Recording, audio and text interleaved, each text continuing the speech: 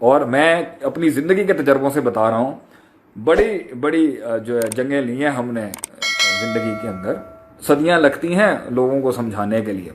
कभी कभी फ़िरौन को समझाने के लिए अल्लाह ने मूसा अलैहिस्सलाम को कितने प्रोसेस से गुजारा है। पहले उन्हीं के घर में पाला, फिर वह किया, मतलब कितना कुछ किया, फिर जाके उस पर हुज्जत कायम की, फिर एक प्रोसेस से उसके साथ सामने उसको उसको नेल डाउन किया कि वो नीचे आए, नीचे आए। नबी सल्लल्लाहु अलैहि वसल्लम की तहरीक आप देखें जी, पहले मक्के में ये दिखाया, फिर ये दिखाया, फिर ये दिखाया, फिर ये दिखाया, फिर मतलब कितना कुछ उससे गुजारा है अल्लाह ताला ने आप सल्लल्लाहु अलैहि वसल्लम को ऊन पे एस्टैब्लिश करने के लिए कि भाईजान हाथ हल्का करते हैं आप, अभी भी आप एक जेन्युइन हस्ती के साथ आप ज्यादती कर रहे हैं यहाँ पर, मगर नहीं हो तो एक पार्टी वक्त के साथ मान जाएगी, एक पार्टी कुछ हार के बाद मान जाएगी, एक पार्टी एंड तक जाएगी और टका के आपसे पंगे लेगी, और एक पार्टी होगी मुतकब्बरों की जिन्होंने किसी हाल में देखना ही नहीं है, ना अपने अंदर कोई शर देखना है, ना आप में कोई खैर देखना है। एक पार्टी है वो अल्लाह के अज़ामों से बर्बाद हो जाएगी, और एक वो होंगे जिनसे आपको जंगें लड़के आपको उन्हें एहसास दिलाना पड़ेगा कि आप गलत थे। वो कौली जंग भी हो सकती है और जिस्मानी जंग भी हो सकती है। बहरहाल एक वक्त, और दूसरी बात ये इंसानों को ये जो भीख मांगने का भी जो कॉन्सेप्ट है ना, मतलब ये अल्फाज अच्छे हैं यार, अल्लाह की खातिर माफ़ कर दे, मैं तुझसे अल्लाह के लिए माफ़ी, मैं आज पूरी कौम से कहता हूँ जी मुझे अल्लाह के लिए माफ़ कर दें जी, हो गई होंगी मुझसे गलतियाँ, मुझसे जितने नाराज़गी हैं मैं उनसे भी कहता हूँ जी मुझसे गलतियाँ मुझे माफ़ करते हैं, ठीक है जी, दानिस्ता गया दानिस्ता जो भी हो। अब इससे ज़्यादा आप पैरों पे क्यों पड़े किसी के, ये अल्लाह के, अब सुने कुरान की आयत, अल्लाह क्या कहते हैं, इस तरह से जो भीख मांग रहे हैं ना, ये हक अल्लाह का है। वमन यगफिरुज़्ज़ुनूब इल्लल्लाह, कुरान की आयत, कौन बख्श सकता है गुनाहों को, कौन बख्श सकता है गुनाहों को सिवाय अल्लाह के। तो भीख किससे मांगनी चाहिए, हमें अल्लाह से मांगनी चाहिए, और उम्मीद किससे रखनी चाहिए, अल्लाह से रखनी चाहिए। लोगों के साथ मामले अच्छे रखें, मगर वकार भी रखें अपना, उस वकार में तकब्बुर में भी नहीं जाना, और उस वकार के अंदर बिल्कुल भिखारी भी नहीं बन जाना। वब्तगी बैना ज़ालिका सबीला, मामलात को हैंडल करने के लिए बीच का रास्ता अपनाया जाता है, और उसके अंदर एक लेवल पे अगर वो नहीं मानता, या आपने मांगी उसने माफ़ी नहीं दी, उसने मांगी आप नहीं दे रही, दोनों मसलों के अंदर मेरा सवाल ये है, ज़िंदगी कुछ अरसे में ख़त्म हो जानी है, लंबी तो है, एक लिहाज से बहुत लंबी है। उमर बिन अब्दुल अजीज़ कहते हैं एक लिहाज से ज़िंदगी बहुत लंबी है, एक लिहाज से बहुत छोटी है। बहुत छोटी है ऐसी है कि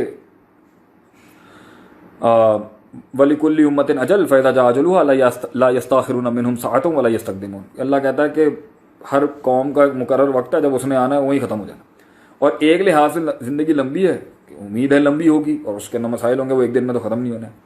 तो इन दोनों एस्पेक्ट्स को सामने रखते हुए आप यही कह सकते हैं भाई अल्लाह के लिए माफ़ कर दे यार, अल्लाह के लिए माफ़ कर, ज़िंदगी छोटी है। अब उसके अंदर ना इस दुनिया में नाराज़गियाँ पालने का टाइम किसके पास है। मुझे तो हैरत होती है, मैं अपनी ज़िंदगी को देखता हूँ ना, मतलब इतना कुछ हुआ है हमारे साथ भी, मगर आप देख लें मतलब वक्त किसके पास है किसी की बातों का, किसी की तकलीफ। हाँ तकलीफ इंसान को होती है, और यही तो ये वाले जो अल्फाज है ना, इन्नमा अश्कु बस्सी व हुज़्नी लल्लाह, जो यूसुफ अलैहिस्सलाम के वालिद याकूब अलैहिस्सलाम के अल्फाज सुने, ये है प्योर लीथल किस्म का इंसान को ट्रेनिंग स्केड्यूल। मैं अपना गम, अपना दर्द, अपना हुज़्न सब अल्लाह को लुटा देता हूँ, इसी से तो वो सब्र कर गया इतना आगे, वरना तो इंसान या इंतकाम की कैफियत में क्या क्या ना कर जाए।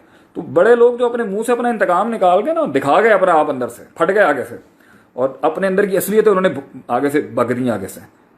छोटा इंसान था, कच्चा था, मेरी नज़र के अंदर कच्चा था, छोटा था, बड़ा नहीं था, इसलिए तो फट गया आगे से।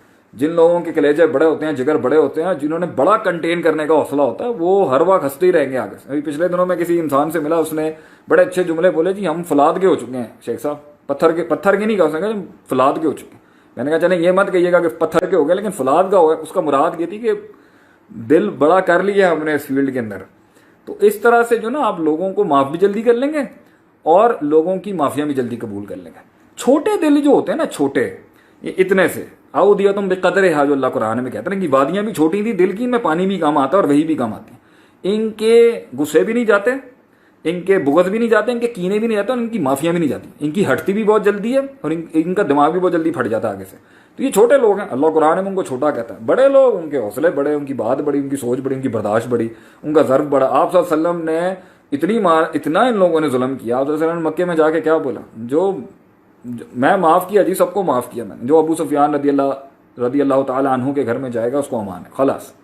क्यों? सोच बड़ी थी, मकसद बड़ा था, अल्लाह बड़ा था माइंड के अंदर, आखिरत बड़ी थी। लोगों को परफेक्शनिज्म के साथ नहीं देखते थे कि यार मैं भी इंसान हूँ वो भी इंसान है, हो जाता है इंसान के साथ, क्या बड़ी बात है।